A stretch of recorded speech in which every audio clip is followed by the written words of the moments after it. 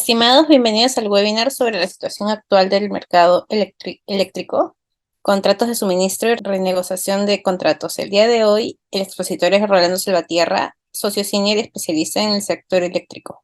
Hola, Rolando. ¿Qué tal? Buenas tardes. El presente webinar tiene por objeto conversar un poco sobre el mercado eléctrico actual, eh, ya que en los últimos meses han habido bastantes cambios, ¿no?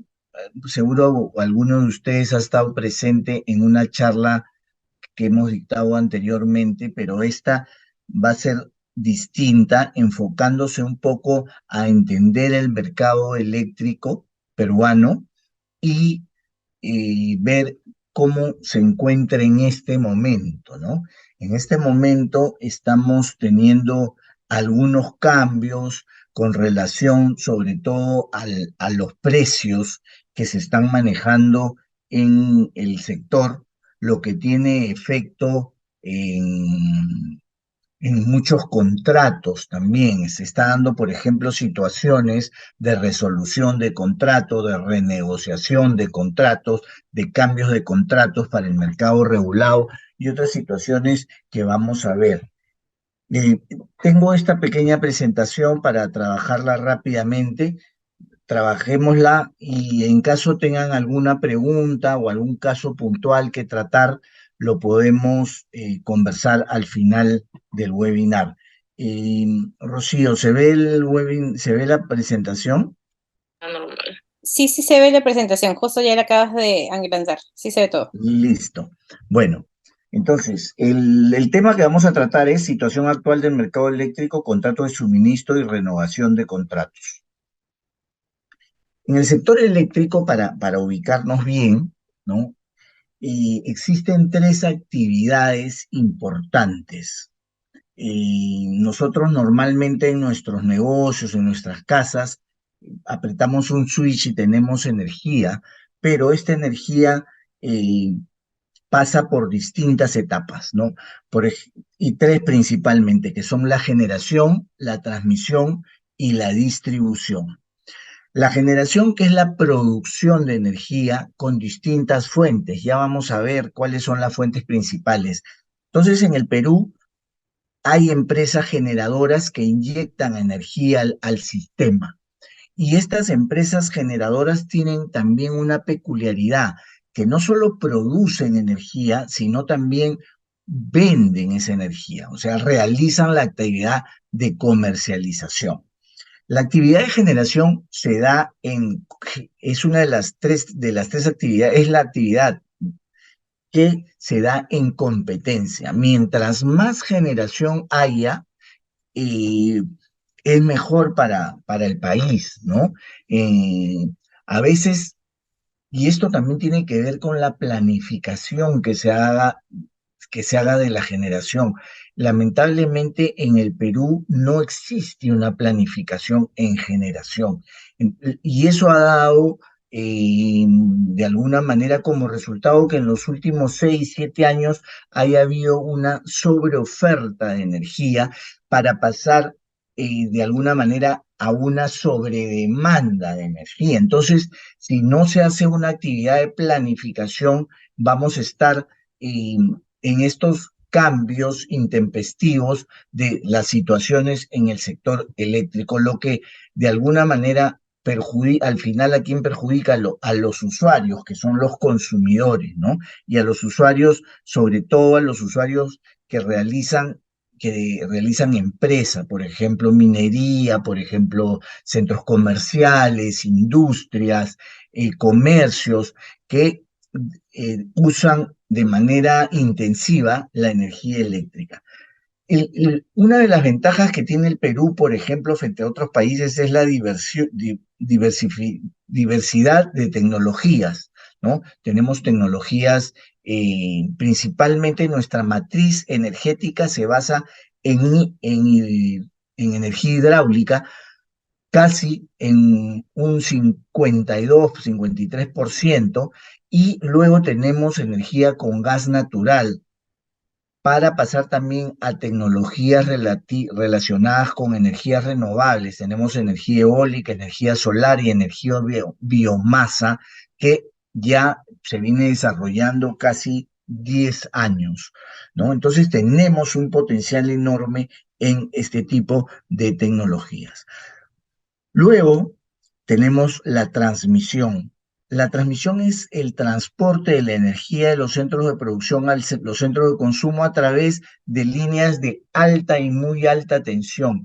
La transmisión es un monopolio natural que tiene como una obligación el libre acceso a las redes. Toda red en el Perú, toda red eléctrica en el Perú tiene como obligación el permitir el acceso de terceros a las redes. Puede ser, por ejemplo, un cliente libre, puede ser una central eléctrica, y el que ingrese a esta red. Entonces, este principio de libre acceso a las redes es importante tenerlo en cuenta.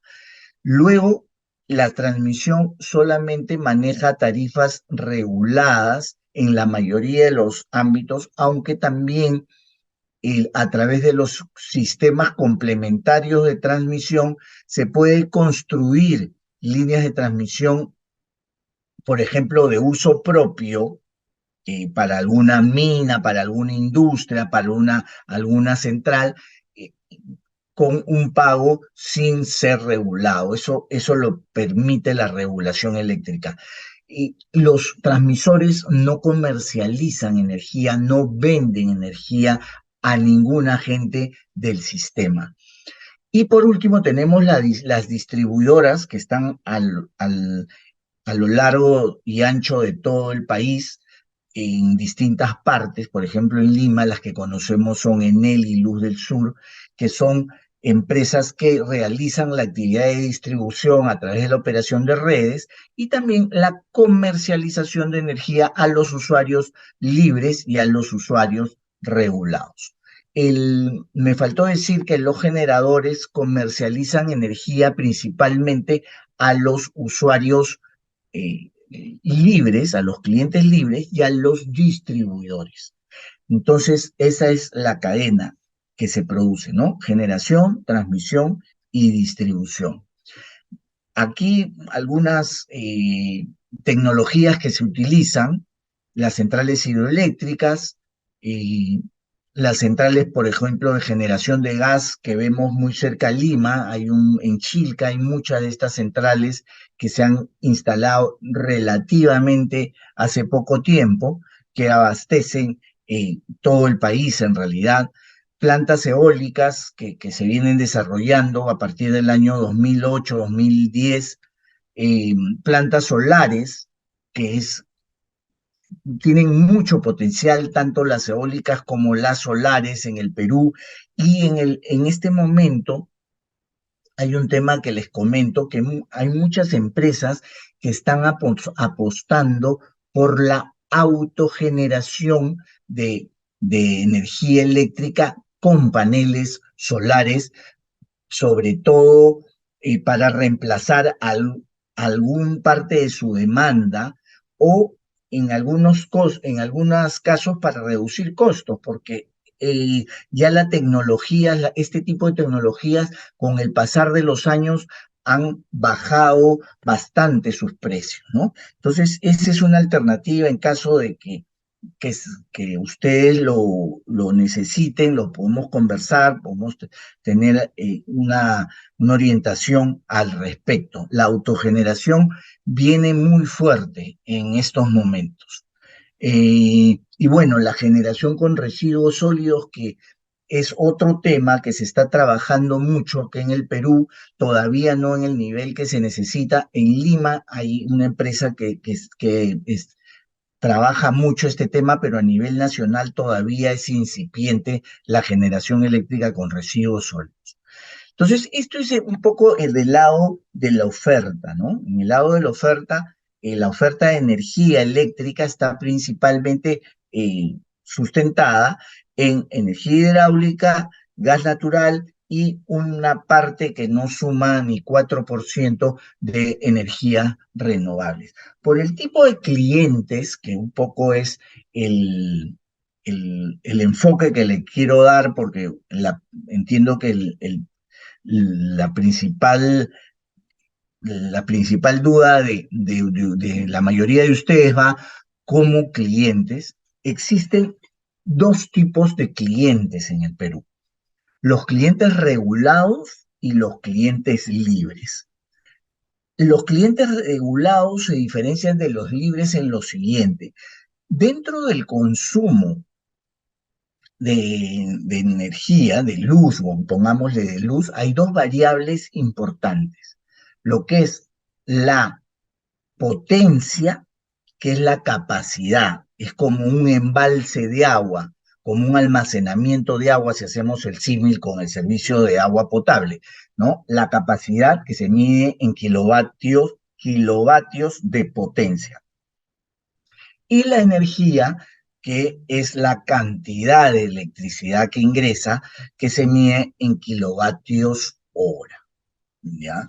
Entonces, la diferencia de los clientes libres con el cliente regulado está en función a la cantidad de potencia que utiliza. Entonces, hasta 200 kilovatios de potencia son, son clientes regulados obligatorios. Con este cuadrito vamos a entender mejor esta parte. Hasta 200 kilovatios de potencia estamos frente a clientes regulados obligatorios. De 200 a 2500 kilovatios de potencia, el cliente puede elegir entre ser cliente libre y ser cliente regulado. Y a partir de 2500 para arriba de consumos de potencia, estamos frente a clientes libres obligatorios. El cliente regulado solo puede contratar energía con el distribuidor de la zona, ¿no? Y las contrata en diversas opciones tarifarias. Esto es muy importante, ¿ya? Porque siempre vienen clientes que muchos de los clientes que llegan al estudio con dudas es preguntar: ¿cuándo puedo ser cliente libre?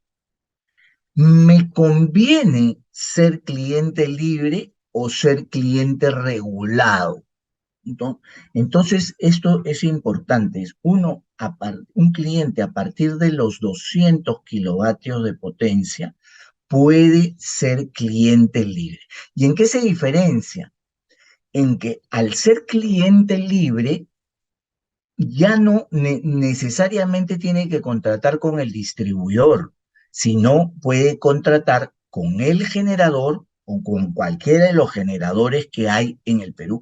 Hay muchos generadores en el Perú, o con el distribuidor de su área de concesión o como otros distribuidores. Entonces, el abanico se, se se vuelve más amplio para contratación. Ya no aplica precios regulados. El cliente libre, y eso es también una pregunta que muchas veces me hacen, eh, ¿cómo está regulado el cliente libre? ¿Ante qué autoridad tengo yo que recurrir para ser cliente libre? No, el cliente libre, como su nombre lo dice, es un cliente de libre negociación. No tenemos que recurrir a ninguna autoridad para contratar, solo tenemos que buscar el proveedor. Entonces, si nosotros tenemos más de 200 kilovatios de potencia, de 200, más de 200, 250, 300, ¿no? Podemos ya recurrir al mercado, tocar puertas y pasar a ser cliente libre. Libre, obviamente tenemos que tomar un contrato. La regulación de esto, que es el Decreto Supremo 022 del 2009, exige que cuando uno pase de cliente, en estos casos, de cliente regulado a cliente libre tiene que pasar por lo menos un año. El paso no es inmediato. Sin embargo, hay empresas distribuidoras, no todas las empresas distribuidoras, sino hay algunas empresas distribuidoras que, eh, que le dicen al cliente, yo te puedo pasar de manera inmediata si te quedas conmigo.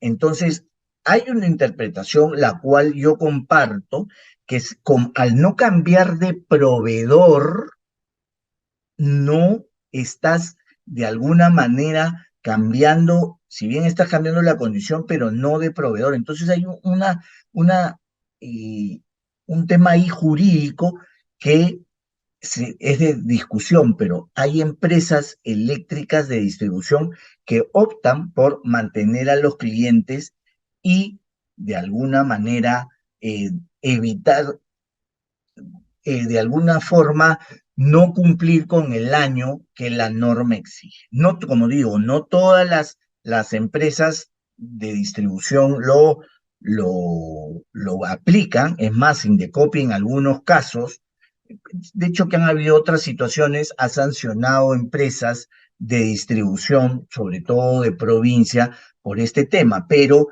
es algo que hay que tomarlo en cuenta para cada caso concreto. Entonces, esta es la situación. El cliente regulado solo con el distribuidor a precios regulados.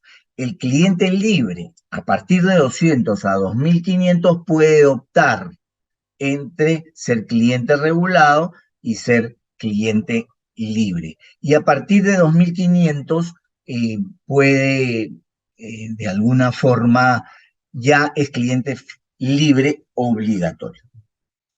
Me quedo un momento en la parte de los clientes regulados, ¿ya? Eh, los clientes regulados, la regulación eléctrica establece opciones tarifarias.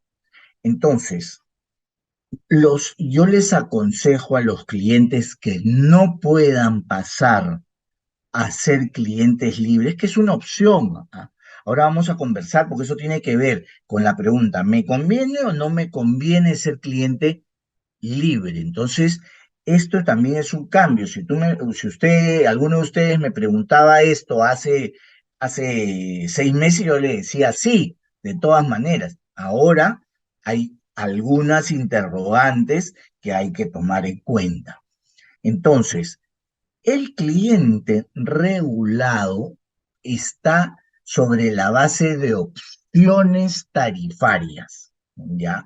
Entonces, las opciones tarifarias eh, tienen en realidad 6 tipos de opciones tarifarias. En media tensión, que hay 3, y en baja tensión que hay 4, la última con algunas variables, ¿no? Entonces, por ejemplo, en media tensión tenemos la media tensión, la MT2, la MT3 y la MT4, igual en baja tensión la BT2, la BT3, la BT4 y la BT5, que es para usuarios como nosotros, usuarios que antes se denominaban residenciales. Ahora ya no se da por actividad, pero es el típico, el típico usuario de vivienda, de una vivienda o de un mini negocio, ¿no?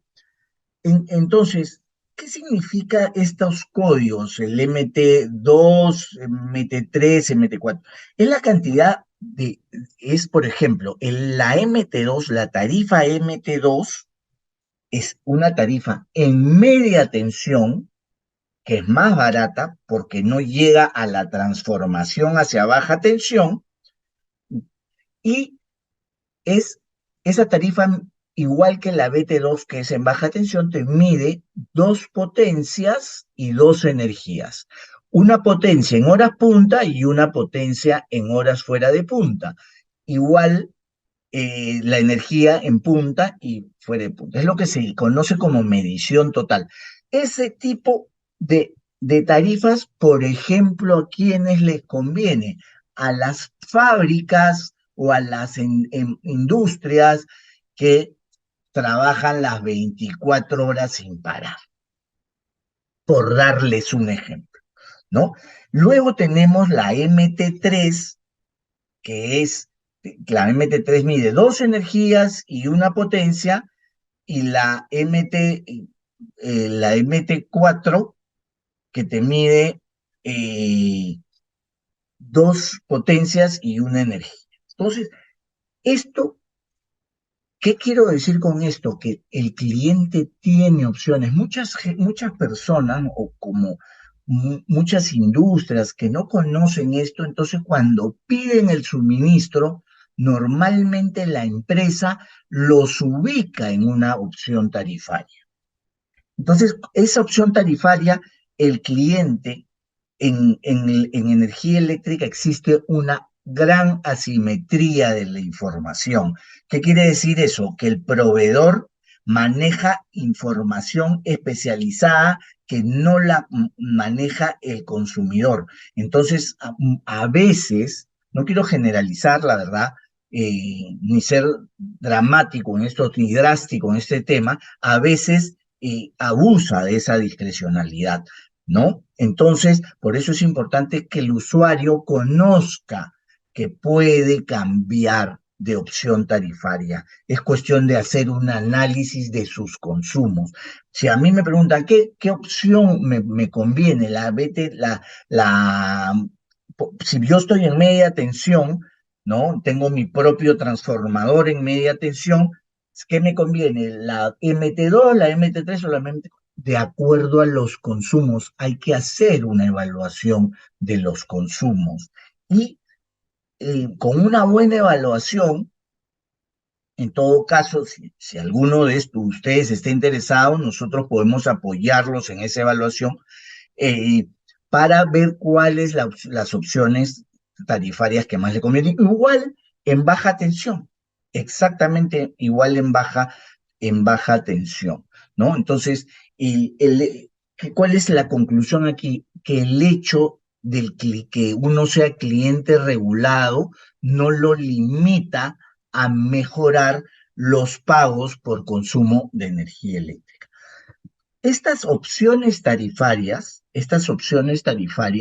son por periodos anuales. Cada una de estas opciones tarifarias tiene un periodo anual renovable automáticamente en caso de que no se pida cambiar, de que no se solicite cambiar. Entonces, muchas veces a los usuarios, como no conocen este tema, no solicitan el cambio. Entonces, se mantienen años y años en una tarifa que no necesariamente, no lo de tarifa, sino de opción tarifaria, que no necesariamente es la que más les conviene. Entonces, es importante tener en cuenta esto, sobre todo los clientes que no puedan pasar a ser clientes libres. En los últimos años, a partir del año 2015 ya vamos a ver un cuadro ahí, los precios del mercado spot, del precio se puede decir del libre negociación, o el precio de mercado, el precio de oferta y demanda, ¿no? Ha bajado mucho, y también los precios a los clientes libres han bajado mucho. Entonces, ha habido una alta migración desde el 2015, 16, 17, 18, 19, 2021, y este año se ha reducido por lo que vamos a ver, ¿no? Pero ha habido una alta cambio hacia el cliente libre. Por ejemplo, hasta el año 2015, 2016, en el Perú habían 250, 280 clientes libres. Ahora hay mucho más de 1000 clientes libres, ¿no? Entonces, producto. Y hay empresas dentro de este ámbito de proveedores que se especializan en clientes libres pequeños. ¿A qué les llamo? Y esto yo siempre les digo, ¿no? Yo, en realidad, a mis clientes, cuando vienen y quieren cambiar de proveedor, por ejemplo, son clientes de 200, 300, 400 kilovatios y quieren irse con un generador. Yo a veces lo que les aconsejo es que se mantengan como clientes libres del distribuidor, ¿no? Porque esto ¿qué pasa? Cuando uno cambia, por ejemplo, yo soy cliente regulado y paso a ser cliente libre de un generador, yo ya pierdo la relación con el distribuidor, pero el distribuidor siempre es el que trae la energía a mi casa, ¿no? Es el propietario de las redes. Entonces, eh, yo en realidad ya pierdo contacto. Entonces, cualquier reclamo que yo tenga, por ejemplo, de redes, de una interrupción, de una falla, yo ya no la tengo que hacer al distribuidor. Yo voy al distribuidor y le digo, señor, hay esta interrupción. Me va a decir, señor, usted ya no es cliente mío. Reclámele a su proveedor, ¿no? Porque el generador sigue siendo generador, genera, produce, y es responsable de las redes con las que inyecta el sistema, pero no tiene de alguna manera competencia alguna en las redes de distribución que llegan a mi casa. Entonces, estas cosas es importante evaluarlas cuando uno toma la decisión. No solo el precio de la energía, a lo mejor hay que ver otras variables. Por ejemplo, si yo estoy en mi industria, queda en una cola, ¿a qué le llamo cola? Al fin de la red, de una red de distribución, y me cambio el distribuidor al generador, pues estoy cometiendo el peor error. ¿Por qué? Porque si ya tenía mala calidad de servicio, se va a intensificar, se puede intensificar un poco más esa mala calidad, porque yo ya no estoy entre los planes de mejora del distribuidor, porque ya no soy su cliente. Entonces, todas esas cosas hay que evaluarlos cuando uno pasa de generador, y más aún cuando uno es pequeño, ¿no? Cuando uno es pequeño.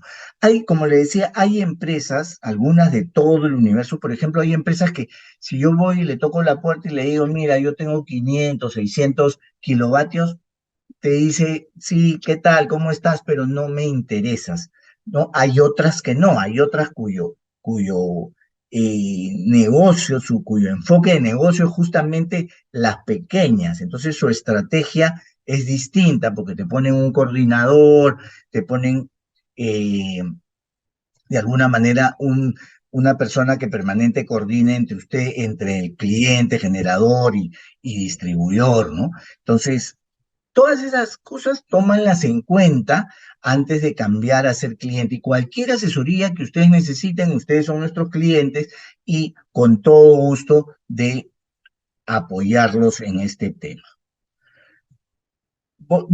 Rápidamente, aquí ya hemos visto pues los actores, generador, transmisor, distribuidor y los clientes. ¿Cómo se unen? Existe un gran sistema eléctrico y un mercado de electricidad, ¿no? Entonces, un sistema de redes con las centrales y todo, y un sistema de precios.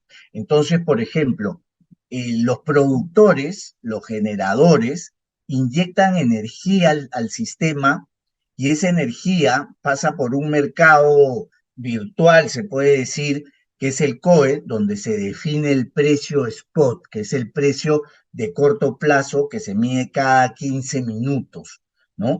Y ese precio spot, de alguna forma, sirve de referencia para los demás precios del mercado que vamos a ver después, ¿no? Entonces, tenemos los productores, que principalmente es el generador, pero los comercializadores, no solo el generador comercializa, sino también comercializa el distribuidor.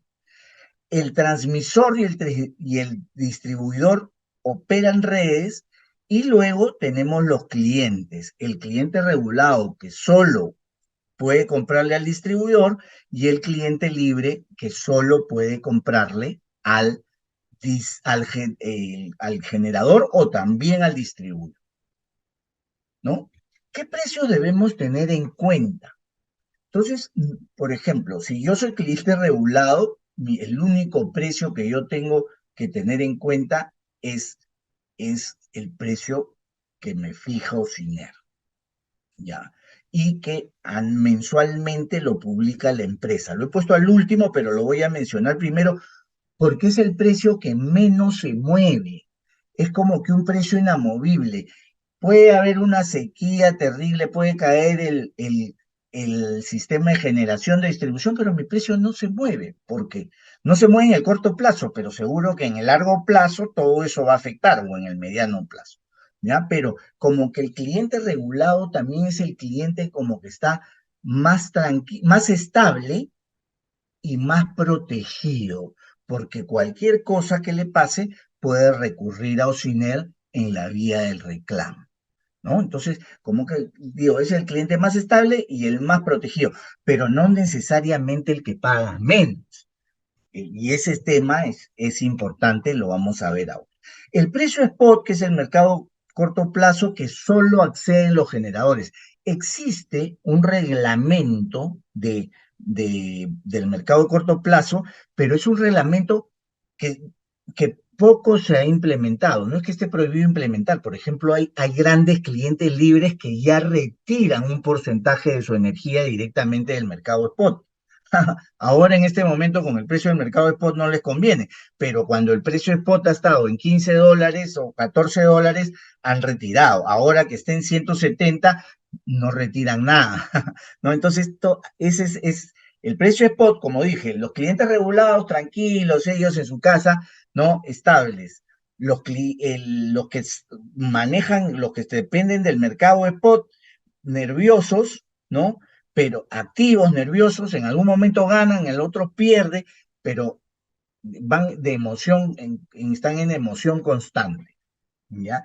Entonces, este mercado spot, que es el mercado de corto plazo, que también se conoce como el costo marginal, que es la cantidad de producir una unidad de energía, el costo de producir una unidad de energía, se mide cada 15 minutos, entonces margina cada 15 minutos en el sistema durante las 24 horas del día. Y a este precio spot principalmente acceden solo los generadores, como les digo, en la práctica solo los generadores, algún cliente libre, distribuidores todavía, que lo pueden hacer, sí, pero tienen que cumplir con ciertos requisitos del reglamento del mercado de corto plazo, pero no pueden retirar todo tampoco, ¿no? ¿A quiénes les gustaría retirar los clientes libres y los distribuidores que son los usuarios, ¿no? El generador es que como que el que inyecta su energía y los clientes libres y los distribuidores son los que la retiran. Luego tenemos los precios en barra. ¿Qué es el precio en barra? Es el precio regulado de la venta del generador al distribuidor para el mercado regulado. Es el precio, cada barra, o sea, cada punto de entrega donde entrega el generador su energía, se considera una barra y ahí hay un precio fijado por Osinermin cada mes de mayo de todos los años, ¿no? Y la estructura tarifaria de ese precio se fija en ese mes. Entonces, tenemos el precio spot, el precio de barra, el precio de los mercados, del cliente libre y el que es fluctuante también, ¿no? Entonces, vamos a ver cómo ha ido evolucionando en los últimos años eh, este precio eh, que hay y por qué, ¿no? Para que ustedes vean cómo está el mercado. La idea de esta charla es presentarles cómo está el mercado eléctrico actualmente, el día de hoy, 26 de octubre, ¿no? Entonces, esa es la idea de este webinar para que ustedes saquen conclusiones y en función de eso ustedes me puedan hacer alguna consulta o que tengan, si tienen alguna duda o tienen un caso concreto, lo podemos trabajar, ¿no? Entonces, el precio spot, el precio de barra, el precio del mercado de clientes libres y el precio del mercado de clientes regulados. Entonces, este cuadrito, acá está la evolución desde el 2008, trimestralmente, hasta julio del 2023, principalmente dos factores, el costo marginal promedio, que está en azul y bueno, también se puede ver en verde, y el precio en barra. Como ustedes ven, el precio en barra que es regulado no tiene grandes fluctuaciones, o sea, sube un poco, baja, sube, pero siempre está como que de manera horizontal, ¿no? En cambio, el precio del costo marginal, miren todas las fluctuaciones que tiene. En En abril, por ejemplo, en julio-abril del 2008, llegó a $225 el megavatio hora, un precio pocas veces visto en el precio spot. ¿Qué pasó en ese momento? El gobierno de turno tuvo que dar un, un, un decreto de urgencia para ponerle un tope de 110 soles, me parece, al precio spot. Y también evitar, porque muchos contratos, y eso es lo que voy a comentarles a veces los contratos se nos pasan, y hay alguna clausulilla por ahí que dice, los costos marginales, transfiéranse los costos marginales al usuario. Entonces, estos costos dependen de externalidades siempre, ¿no? De externalidades. Por ejemplo, esa vez fue por falta de gas, pero, por ejemplo, han habido otras veces que se dispara, que es por falta de redes de energía o por congestión de las redes de energía o por congestión de las redes de gas. Entonces, o por lo que estamos viviendo ahora. Ahora el costo marginal se ha vuelto a disparar, como vamos a ver. ¿Por qué? Porque estamos frente a una sequía muy fuerte, ¿no? Si ustedes se van, he estado hace 2 meses por Chanchamayo y pues, yo soy de esa zona, pues, y desde niño he vivido por ahí, he visto el río Perené, que es un río, pues, caudaloso, siempre hermoso, ¿no? Sobre todo en estas épocas de lluvia, y la verdad que me dio tanta pena porque estaba casi, parecía un riachuelo en algunas partes.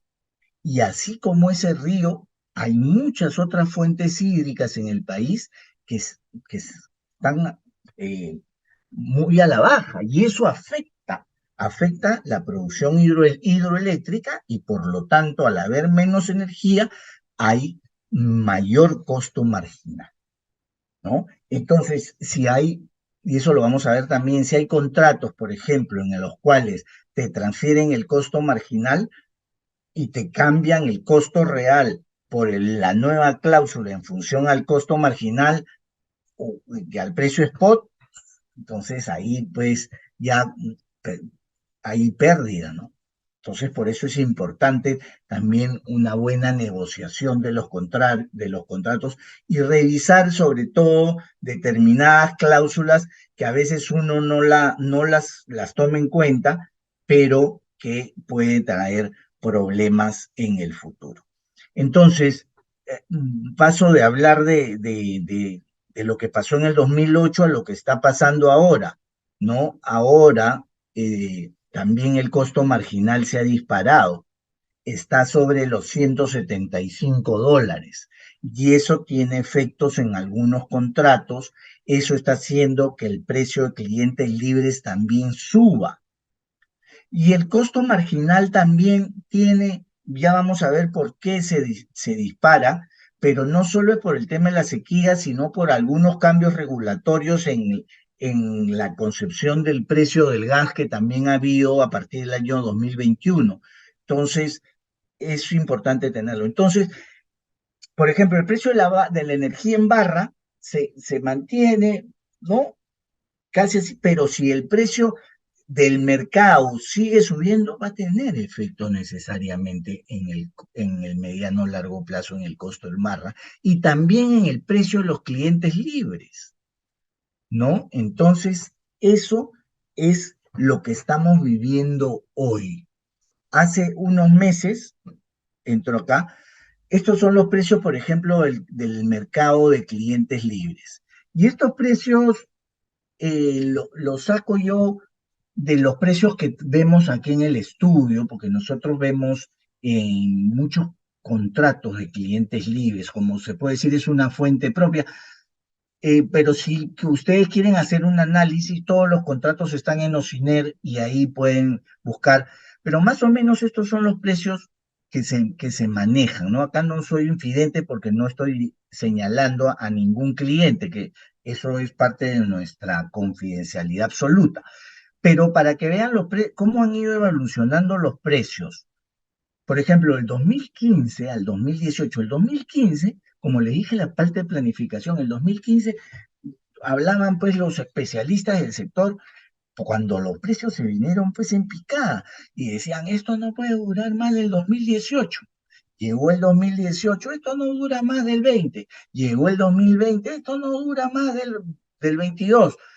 Pero no acertaban. Bueno, ya pasaron pues 8 años, ya tenían que acertarla en algún momento a la subida del precio, ¿no? Entonces, el 2015 al 2018 han habido precios de 19 a 22 dólares. Bajísimos, bajísimos, ¿no? Frente a precios del mercado regulado que en una tarifa binomia pueden llegar a 60, 70 dólares, ¿no? Y a una BT5 que supera los 100 dólares. Entonces, precios bajísimos, realmente alternativas. El 2019-2021 suben un poco, sobre todo a fines del 2021, porque a mediados del 2020 todavía se han manejado precios de 22, 25. Quiero mencionar que estos son precios como que promedio. ¿Por qué? Y quiero dejar claro, porque, por ejemplo, no tiene la misma capacidad de negociar un precio un cliente libre de 500 kilovatios, 600 kilovatios, 1000, que uno que negocie 3000, 4000, 5000. Hay una diferencia abismal en la negociación, ¿no? Entonces, estos son precios como que promedio de todas las potencias que hay, ¿no? Hay empresas pues que manejan 50 megas de potencia, 60 megas de potencia. Entonces, pues tienen una capacidad de negociación enorme. Cualquier generador quisiera trabajar con ellos, entonces los precios que manejan son otros. Estamos hablando un poco del promedio y sobre todo del promedio de muchos usuarios que quieren pasar de ser clientes regulados a ser clientes libres. Entonces, el 2019-2020, pandemia, los precios se mantenían. Entonces, no había un control de precios, o sea, no había un disparo de precios. El 2021 subió un poco, el 2022 a comienzo subió, se mantuvo, y ya hablar a mediados del año o en agosto del 40 era, uy, pero ¿cuánto, no? ¿Qué diferencia, no? Negocia precios. Pero el 2023 sí, por ejemplo, yo he recibido hace 2 días, dos propuestas de un cliente que les han enviado y las dos en 60 dólares. Entonces, ya el precio se subió, ¿no? Entonces, acá la pregunta que viene, que la retomo, es, ¿todavía es conveniente pasar a ser cliente libre? Habría que hacer un análisis caso por caso. ¿Qué tarifas tienes? Porque, por ejemplo, si tienes MT2, MT3, MT4, son precios más bajos que una BT o una BT2, BT3, BT4. Entonces habría que hacer comparación. ¿Qué precio, qué potencia tengo? Entonces, no podría decir, todavía podría ser, si ¿qué es lo que voy? Si yo saco así, precio con precio, todavía los precios regulados siguen siendo un poco más altos que los precios de 60 que se manejan, todavía, ¿no? Lo cual da un espacio para mejorar los precios, ¿ya? Entonces, no es que todo esté caído, hay que ver caso por caso, qué propuesta me da, qué capacidad tengo yo como cliente de negociar, qué potencia tengo, ¿no? Eso es importante. En- entonces, el factor del incremento del precio spot, principalmente por la sequía, que ya la comentamos, cambio en la evaluación del despacho para las generadoras de gas natural. A partir del 21 salió una sentencia del Poder Judicial cambiando la forma de fijar la potencia firme para los precios para los generadores de gas natural, porque los generadores de gas natural lo que hacían era declarar los precios del gas que ellos usaban y lo declaraban en cero. Eso se cuestionó por muchos años, nunca se hizo nada, la regulación no hizo nada, pero el Poder Judicial, ante una acción popular presentada por una distribuidora, dijo que pues que deberían ser precios auditados, o sea, precios sujetos a evaluación. Entonces pasaron de ser cero a ser precios superiores a cero y eso afectó necesariamente el precio spot y muchos precios, sobre todo de contratos de las generadoras de gas que se tuvieron que renegociar en su momento. Ahora esa ola ya bajó, pero empieza la otra ola, la del precio del spot por la sequía. Entonces siempre en el sector eléctrico estamos de ola en ola, eh, lo cual es interesante, ¿no? Bueno, ya esto es un poco la coyuntura, el incremento de los precios de spot, pero hay hay algo preocupante, es que para el futuro, el mediano o largo plazo, no hay una gran cartera de proyectos eléctricos que ingresen para aumentar la demanda. ¿No? Y, por ejemplo, se busca hace muchos años, se está buscando que se hagan licitación de proyectos RER. La última fue el 2015, hace 8 años. Entonces, eso pasan los años y cada vez pues el mercado cambia la posición. No podemos negar que hay un incremento de precios, eso sería pues taparse los ojos.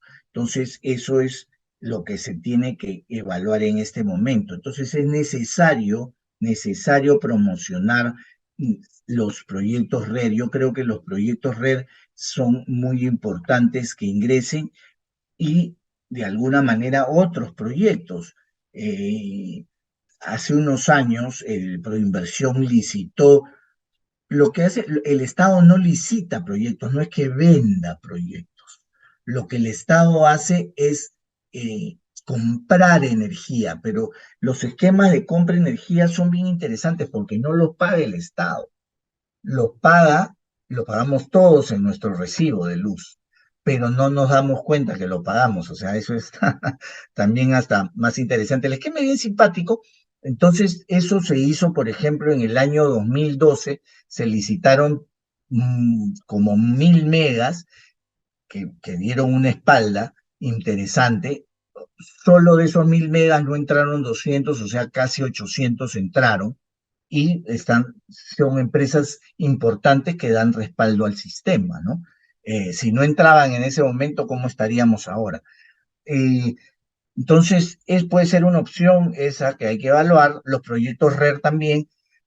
Y acá ustedes se preguntarán, entonces acá como nos pinta el panorama, Rolando, pues en cualquier momento tenemos un racionamiento, que sería lo peor que podría haber, ¿no? Que nos quedemos sin energía. Eso en el mediano y corto plazo no va a pasar. Si no se hace nada, bueno, de alguna forma en unos 8 años así podría darse en un racionamiento así de esos fuertes que hubieron en la época a comienzos de los 90, fines de los 80, pero lo que pasa es que acá en el Perú tenemos un sistema de reserva fría. ¿Qué son las reservas frías? Son grupos eléctricos térmicos que supuestamente están diseñados para generar con gas natural.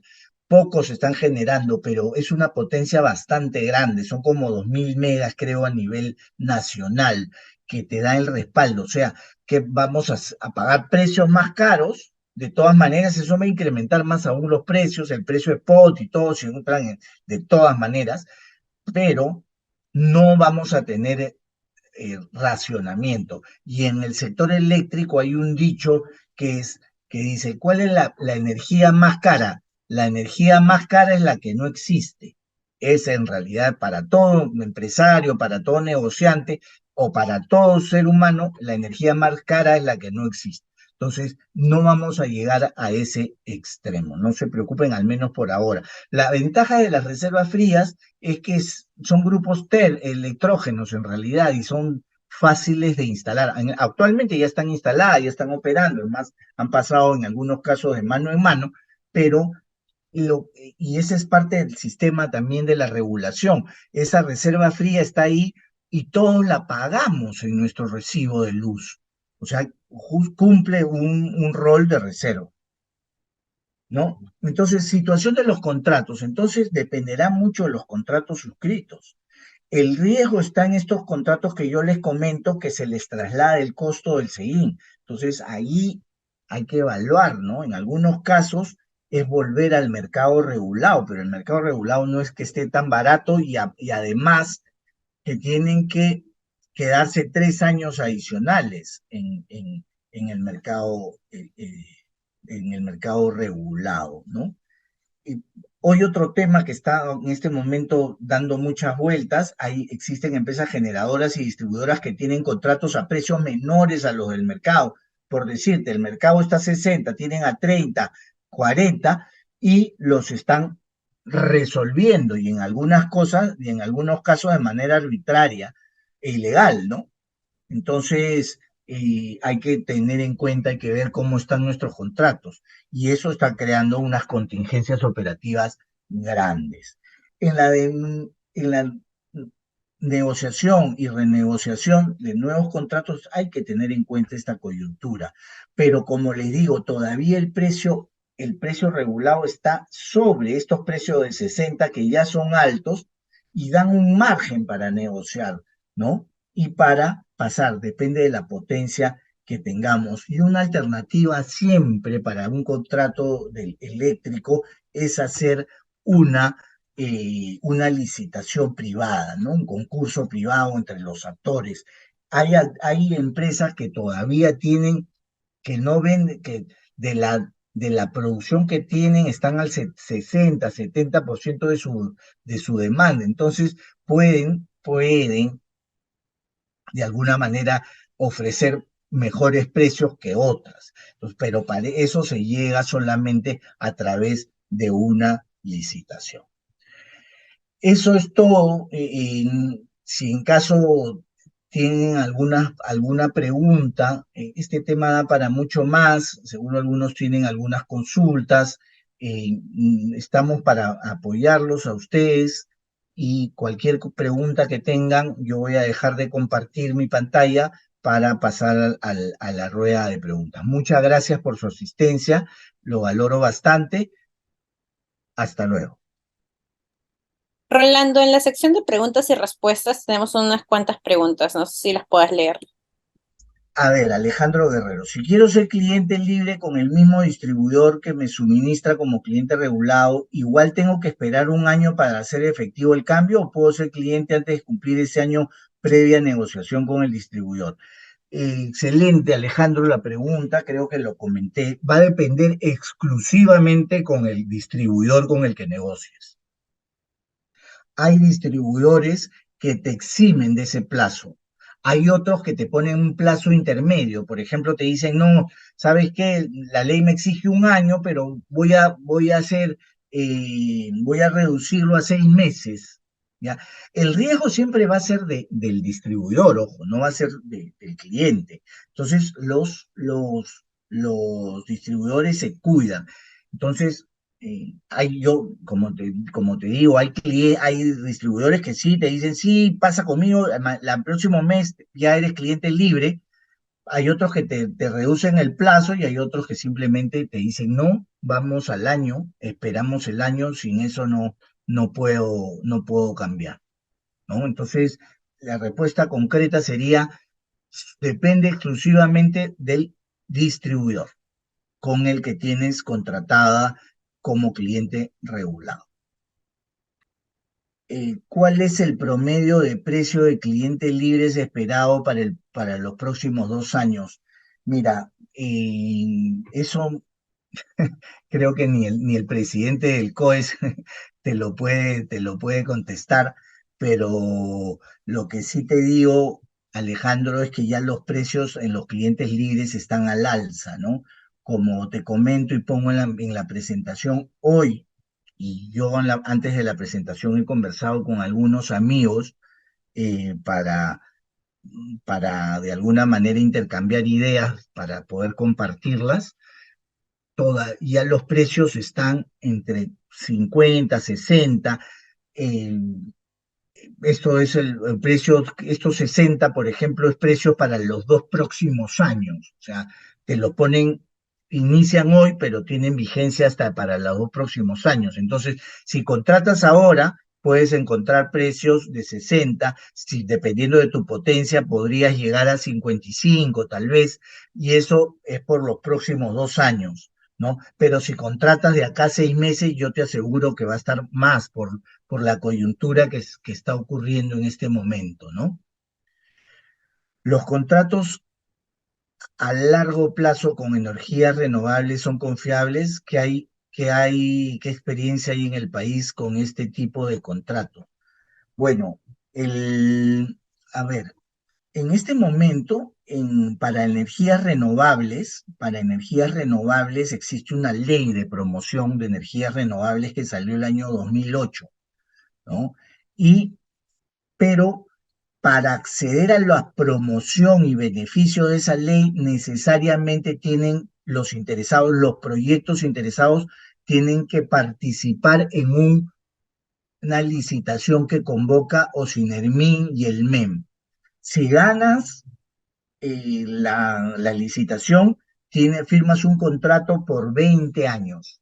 Y ese contrato por 20 años te asegura el precio que ganas en la licitación por los 20 años y el despacho preferencial, o sea, tu energía va a despacharse sí o sí, ¿no? La experiencia ha sido muy buena y todas las empresas, muchas empresas han obtenido unos superprecios y la generación eléctrica con energías renovables que tenemos en el país, que hay mucha, ha habido sus fallas en algunos temas contractuales, no lo puedo negar, pero muchas empresas que han entrado están desarrollándose bien.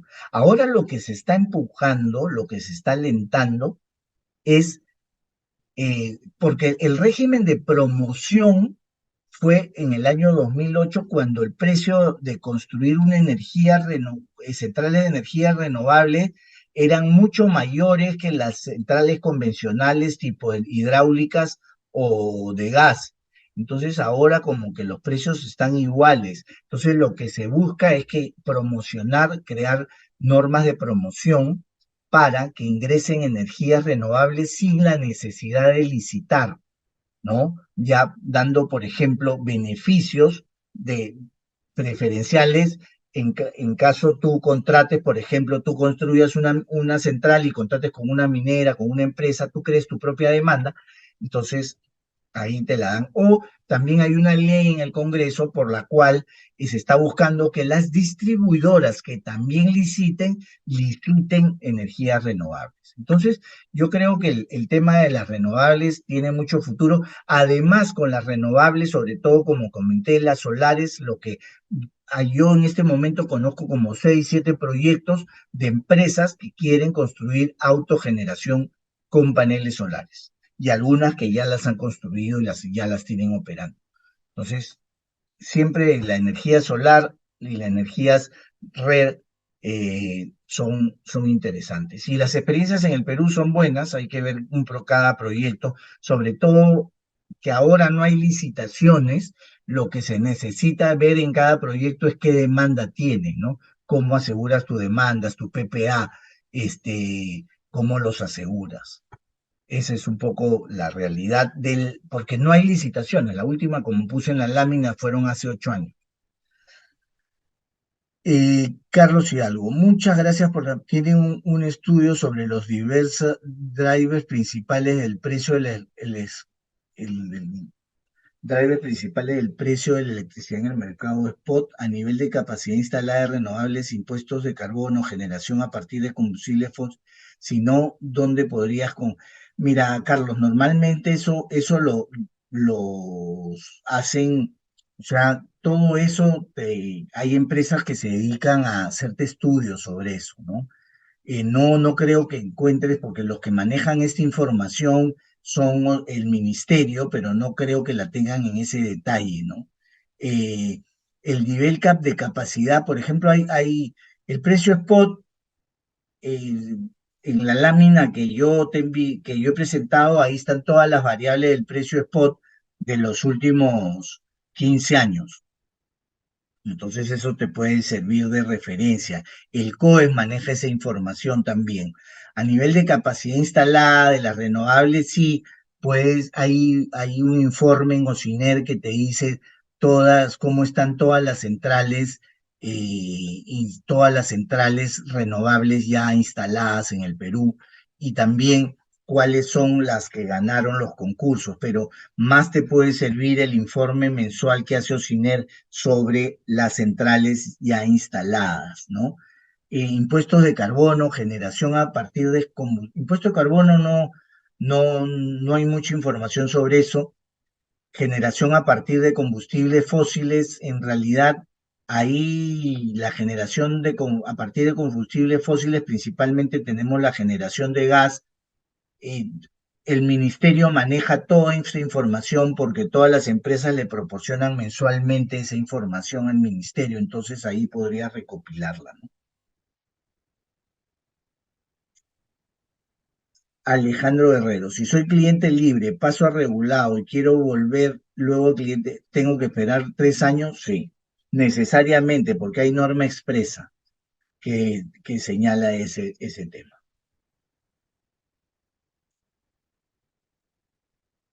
A ver, algunas preguntas más. Buenas tardes. Gracias por las palabras. ¿Al momento se tiene alguna proyección climatológica que vaya a proporcionar una mayor generación hídrica? No.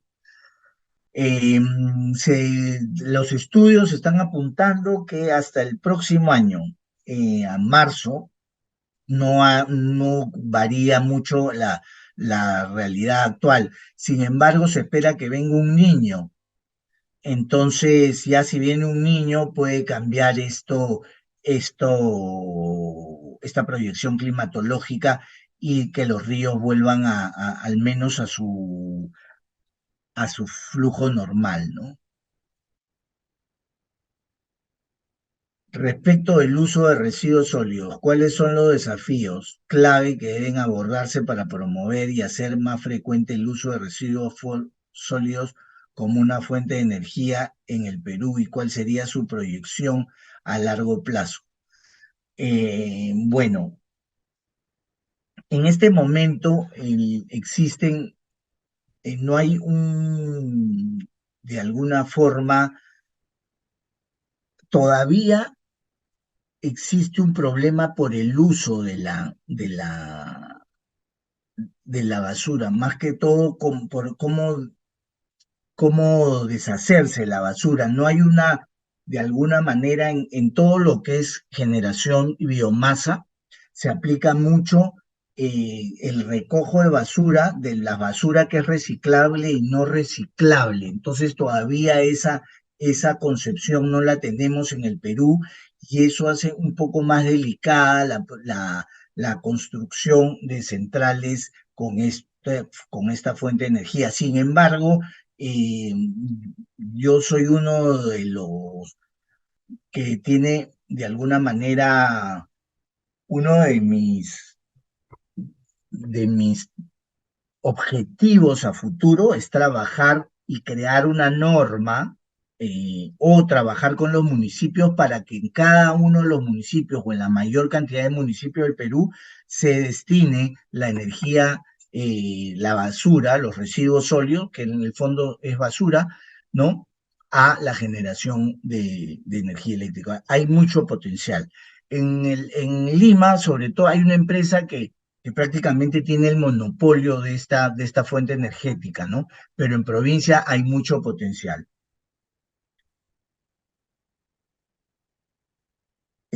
Sí, bueno, como les comenté, existen 3 etapas: la generación, la transmisión y la distribución. La generación es la producción de energía utilizando alguna fuente o tecnología, ¿no? La fuente más utilizada en el Perú es el agua, el recurso hidráulico, luego viene el gas natural y luego vienen las fuentes renovables como eólica, y, la solar y la biomasa, que es con residuos sólidos.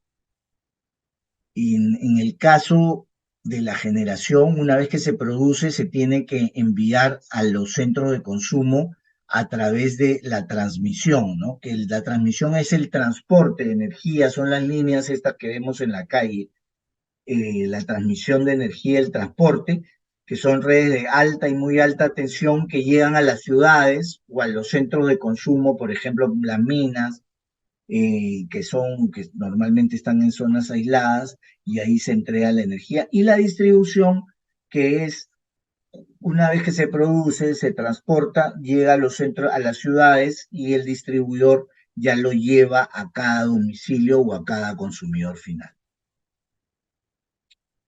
Ya, eso es en términos generales la diferencia que hay.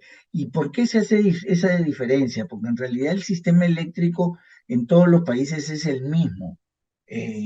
O sea, en todos los países hay generación, transmisión y distribución. Así funciona el sistema eléctrico. En el Perú hasta el año 92 ese era integrado, es decir, una sola empresa hacía todo. A partir del año 92 se crearon empresas para cada una de estas actividades, y esto tiene por objeto fomentar la competencia y la inversión también en estas actividades. No, no es que de alguna manera no tenga una ratio, ¿no? Tiene una razón de ser. Bueno, creo que con eso concluí todo.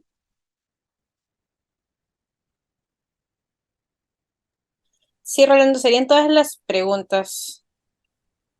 Bueno, hay una más ahorita. Sí, la entrada de más proyectos de energía renovable y el fomento del autoconsumo puede ayudar a bajar los precios. Sí, yo creo que sí, porque aumenta la demanda, ¿no? Entonces, el mercado eléctrico, como cualquier otro mercado, depende de la oferta y la demanda. En la entrada del hidrógeno verde, eh, el hidrógeno verde está muy promocionado, pero todavía es parte del futuro, ¿no? Yo creo que hay temas, eh, por ejemplo, la promoción de las energías renovables, que son más concretos y más rápidos que todo el desarrollo del hidrógeno verde. Hay estudios que corroboran que esta tecnología puede usar redes gas. La verdad que no me he especializado mucho en el detalle del hidrógeno verde, te mentiría, ¿no? Mi especialidad está más en las fuentes de energía eléctrica y el desarrollo del mercado eléctrico como tal. Bueno, señores, si no tienen más preguntas, de alguna manera concluimos acá. Muchas gracias.